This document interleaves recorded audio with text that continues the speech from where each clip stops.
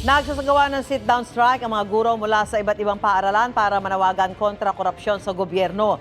Live mula sa Quezon City, may unang balita si Jomer Apresto. Jomer? Susan, good morning. Nagsimula ng sit-down strike ng mga guro dito sa San Francisco Elementary School sa Quezon City.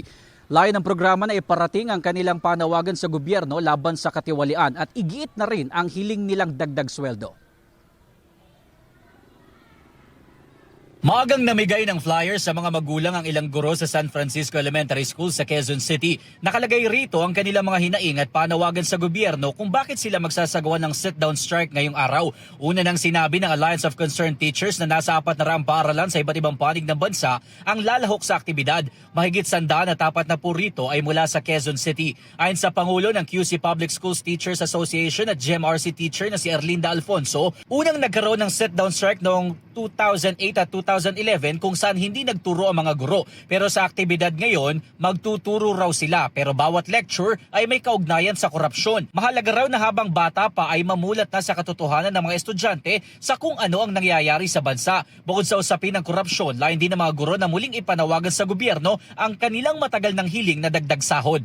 Hindi naman kalabisan na paghiling ng aming karagdagang sweldo. Nung nakaraan, sabi namin 50K ang hinihiling namin. Pero ang noong binigay ng gobyerno, 50 pesos per day.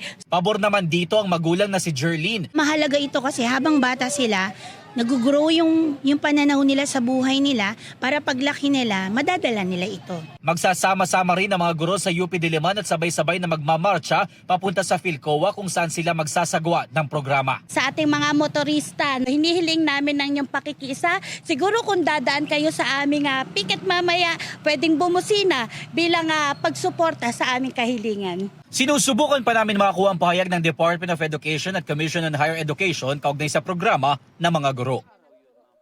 Gusto mo bang mauna sa mga balita? Mag-subscribe na sa GMA Integrated News sa YouTube at tumutok sa unang balita.